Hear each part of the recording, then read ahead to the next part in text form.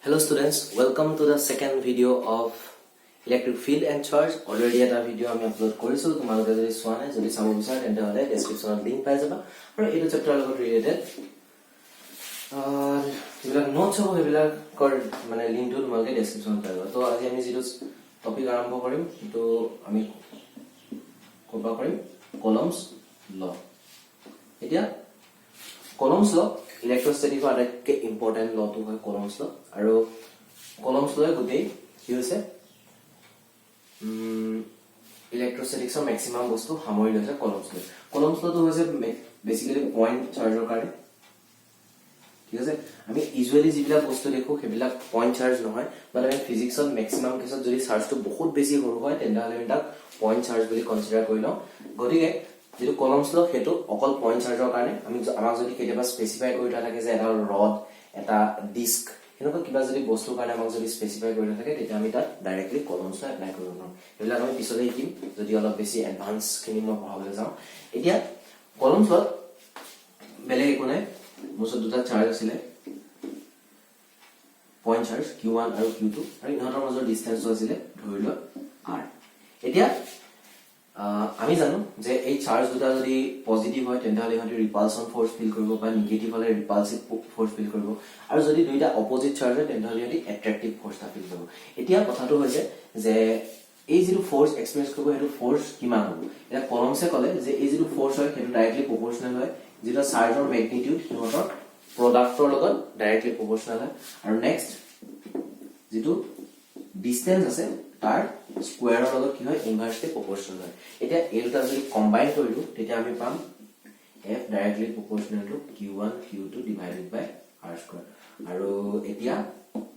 প্ৰপৰ্চনেলিটি সাইনৰ লগত যদি মই ইকুৱেল সাইনটো লগাই দিও তেতিয়ালে মই পাম এটা প্ৰপৰ্চনেলিটি কনস্ট্যান্ট দিব লাগিব আৰু তাৰ পিছত মই কি কৰিব লাগিব লিখিব ঠিক আছে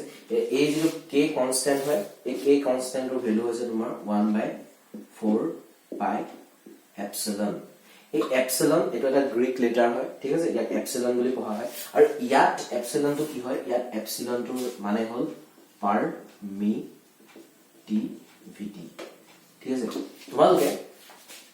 এটা কথা হলে মনত ৰাখিবা যে দুটা মিডিয়ামত কেতিয়াও ইলেক্ট্ৰিক ফোৰ্স একে একে নহয় এটা ধৰি লও মুছত আমি মুহাই দিও মুছত দুটা মিডিয়াম আছিল এটা মিডিয়াম 1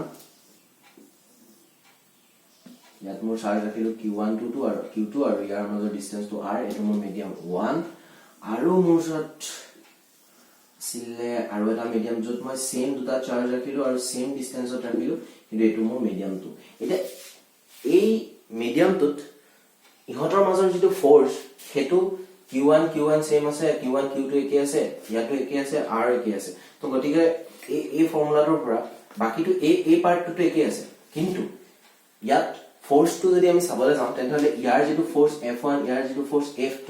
হেলটা কেতিয়াও ইকুৱেল নহয় ঠিক আছে হেলটা ইকুৱেল নহয় আৰু সেই ইকুৱেল কিয় নহয় ইয়াতো বাকিখিনি সেম এই k এৰ ভ্যালুটো বেলেগ কাৰণ k ভ্যালুটো ডিপেন্ড কৰে 1/4 পাই এপসিলনৰ ওপৰত আৰু ইয়াত চোৱা যে 4 পাই টো কেতিয়াও চেঞ্জ নহয় চেঞ্জ হ'ব কোনটো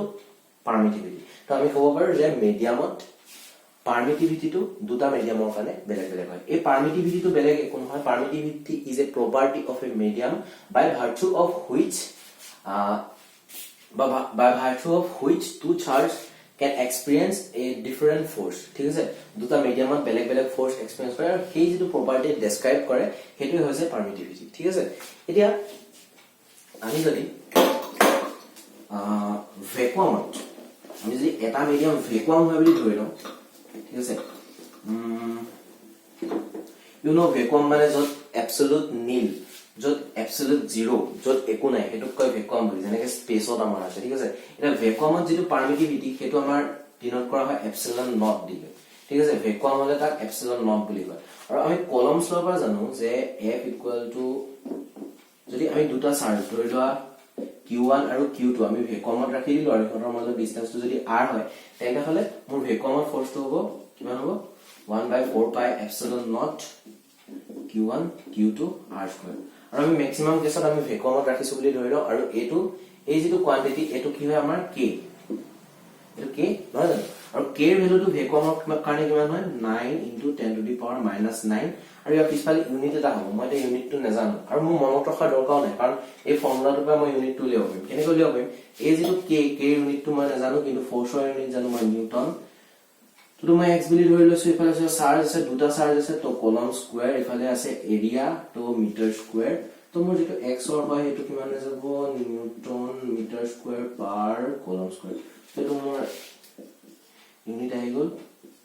একচুয়ালি এনেকে ফৰ্মুলা বিলাকৰ পৰা ইউনিট উলিয়াব লাগে তোমালোকে মনত ৰখাৰ দৰকাৰ নাই ইউনিট কি হয় কিন্তু যদি পৰীক্ষা আহে k ভ্যালুটো কিমান যদি অকল 9 * 10 to the power সৰি ভুল হৈ গৈছে এটো 10 to the power 9 newton metre square per coulomb তো এটো কোটেটো কমপ্লিটলি লিখিব লাগিব এটা ইয়াৰ পৰা আমি এপসিলন নটৰ ভ্যালু উলিয়াব পাৰিম এপসিলন নটৰ ভ্যালু কিমান হ'ব 1/4 পাই আৰু এটো k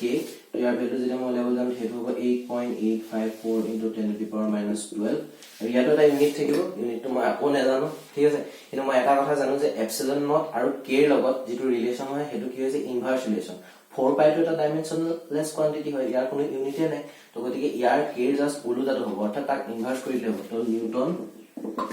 নিউটন ওকে পাৱাৰ -1 তো মিটাৰ পাৱাৰ -2 আৰু কলম স্কয়াৰ এতিয়া এটো হৈ গল মোৰ ইয়াৰ কোয়ান্টিটি নেক্সট আমি ভেকুৱামত পাই গল কিন্তু আমাৰ যদি মিডিয়াম এটা বেলেগ হয় তেতিয়া আমাক তাক আমি বুজাবলৈ যায় নেকি পাৰমিটিভিটি m তলত m কয়টো সাফিক্স বুলি কয় ন সাফিক্স বুলি ঠিক আছে এতিয়া আৰু এটা কনসেপ্ট ডেভেলপ হৈছিল আমাৰ মাজত সাইন্টিষ্ট সকলে ডেভেলপ কৰিছিল আমি কত কৰিছিল তো হেতু হৈছিল আমাৰ ৰিলেটিভ পাৰমিটিভিটি কনসেপ্ট ৰিলেটিভ পাৰমিটিভিটি বা ইয়াক কোৱা হয় অৰ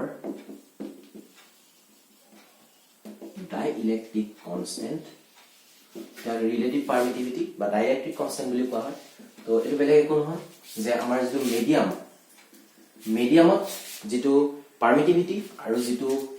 ভেকুৱামত পাৰমিটিভিটি তাৰ মাজৰ যেটো ৰেশিও হেতুকে আমাৰ কি কোৱা হয় ৰিলেটিভ পাৰমিটিভিটি বুলি কোৱা হয় আৰু এটো ডাইইলেক্ট্ৰিক কনস্ট্যান্ট বুলি কোৱা হয় ডাইইলেক্ট্ৰিক কনস্ট্যান্টটো কি হয় ডিনোট কৰা হয় k বুলি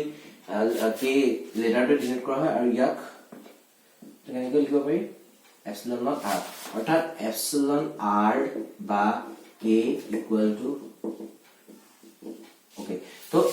এটা মিডিয়াম আছে আৰু আমাৰ ভেকুৱাম তো ভেকুৱাম আৰু মিডিয়ামটোৰ মাজত যদি আমি কম্পাৰিজন কৰিবলৈ হয় তেন্তে আমি ইয়াৰ ৰেশিওটো লওঁ আৰু হেতুকে কি বুলি কোৱা হয় ডাইইলেক্ট্ৰিক কনস্ট্যান্ট বা ৰিলেটিভ পাৰমিটিভিটি বুলি কোৱা হয় এতিয়া তোমালোকে যদি চোৱা যদি আমাৰ মিডিয়ামত যদি আমি বাকি সব একে ৰাখো যদি ডিসটেন্স একে ৰাখো যদি চাৰ্জৰ মাজৰ যদি চাৰ্জৰ যদি ম্যাগনিটিউড একে ৰাখো তেন্তে হলে মিডিয়ামৰ কাৰণে আমি এনেকৈ লিখিব পাৰো q1 q2 / r² আৰু ভেকুৱামৰ কাৰণে আমাৰ ফোৰ্সটো কি হ'ব 1/4 পাই epsilon not q1 q2 / r² তাৰ কথা চোৱা এই যে ফোৰ্সটো হলে কি হয় লগত ইয়াৰ লগত পাৰমিটিভিটি লগত কি হৈছে ইনভাৰ্সলি প্ৰপোৰ্শনাল হৈছে যদি ফোর্স যদি বাঢ়ি যায় মানে ফোর্সটো যদি বাঢ়িবলৈ হয় তেনে হলে পারমিটিভিটিটো সদায় কম হ'ব লাগিব তো পারমিটিভিটিটো আটাইতকৈ কম হৈছে কিহত পারমিটিভিটিটো আটাইতকৈ কম হৈছে ভেকুৱামত আৰু ফোৰ্সটো আটাইতকৈ বেছি হ'ব কিহত ফোৰ্সটো আটাইতকৈ বেছি হ'ব ভেকুৱামত কাৰণ ভেকুৱামত কোনো ধৰণৰ ডিস্টাৰবেন্স নাথাকিব ইহঁতৰ মাজৰ ফোৰ্সটো ডিস্ট্ৰাক্ট কৰিব কাৰণে এতিয়া গতিকে আমি এটো এনেকৈ লিখিব পাৰো বাকি সবটো সেম আছে চোৱা তো ইয়াৰ লগত যদি ইনভাৰ্সলি প্ৰপোৰ্শনাল হৈ থাকে তেন্তে হলে ইয়াক আমি এনেকৈ লিখিব পাৰো যে ৰিলেটিভ পাৰমিটিভিটিটো এবসলিউটত অৰ্থাৎ সৰি ভেকুৱামত ফোৰ্সটো যিমান হ'ব আৰু মিডিয়ামত যিমান ফোর্স হ'ব যদি বাকি সব কোয়ান্টিটি সেম থাকে তেন্তে হলে তাৰ ৰেশিওটো আমি কি বুলি ক'ব পাৰো ৰিলেটিভ পাৰমিটিভিটি বুলি ক'ব পাৰো আৰু ইয়াৰ পৰা তোমালোকে আমাক একচুয়ালি কেতিয়াও পাৰমিটিভিটি অফ দি মিডিয়াম দিয়া নাথাকে আমাক সদায় ডাইইলেক্ট্ৰিক কনস্ট্যান্টটো দিয়া থাকে আমি তাৰ পৰা সদায় ৰিলেটিভ আমি পাৰমিটিভিটি অফ দি মিডিয়াম উলিয়াব লাগে কেনেকে k আৰু এপসিলন নট যদি মই এটো ক্ৰস মাল্টিপ্লাই কৰি দিও এটো পাও আৰু এটোৰ পৰা আমি সদায় মিডিয়ামৰ পাৰমিটিভিটিটো উলিয়াব লাগে তো পৰীক্ষাত কিটা এটো দিয়া থাকিব ম্যাক্সিমাম এটো দিয়া থাকিব এটো দিয়া নাথাকে হৈ গৈছে তো এখিনি আছিল কথা তাৰপিছত নেক্সট স্মল বাৰা বুজাই যাম ওকে 1 কুলম্ব কেনেকৈ ডিফাইন কৰে হেতু বুজাই যাম আৰু আজিলে ইয়াতে সমাপ্ত কৰো তো 1 কুলম্ব ঠিক আছে 1 কুলম্ব কেনেকৈ বুজায় তো ইয়াৰ কাৰণে আমি কলম সহ জানো 1/4 পাই সৰি এটো নিলিখো এটো কি লিখিলে হ'ল q1 q2 r² এটা ধৰি ললো মোৰ যেটো চাৰ্জ আছে দুইটা চাৰ্জ মোৰ 1 কুলম যেটো q1 q2 এই দুইটা মোৰ 1 কুলম হ'ব লাগে ঠিক আছে তো এটো হ'ব বুলি আগতে ধৰি ললো তাৰ পিছত এই যেটো r ৰ ভ্যালুটো মই ধৰি ললো 1 মিটাৰ তো মই কি কৰিছো দুটা চাৰ্জ আছে দুটা চাৰ্জ মই 1 মিটাৰ সেপাৰেশনত ৰাখি দিছো তেতিয়া মোৰ কি হ'ব ফোৰ্স টু কি হৈ যাব k নিউটন হৈ যাব কাৰণ ইয়াত 1 হৈ যাব ইয়াত 1 ইয়াত 1 তো এটো 1 হৈ যাব তাৰ পিছত কিমান হৈ যাব এটো ফোৰ্স টু হৈ যাব k নিউটন মানে 10 to the power 9 into 10 to the power 9 Newton অৰ্থাৎ যদি মোৰ ওচৰত যদি এটা চাৰ্জ আছে আৰু হেতু যদি সমান এটা ম্যাগনিটিউডৰ চাৰ্জৰ পৰা যদি মই 1 মিটাৰ দূৰত ৰাখো আৰু ইহঁতে যদি কি হয় 9 into 10 to the power 9 Newton force experience কৰে তেন্তে হলে তাক মই 1 কুলম বুলি কম 1 coulomb is that charge which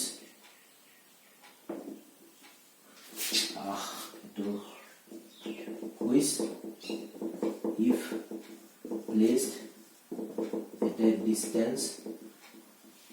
of 1 meter from same charge মানে same charge মানে 1 coulomb charge होता है from same charge and if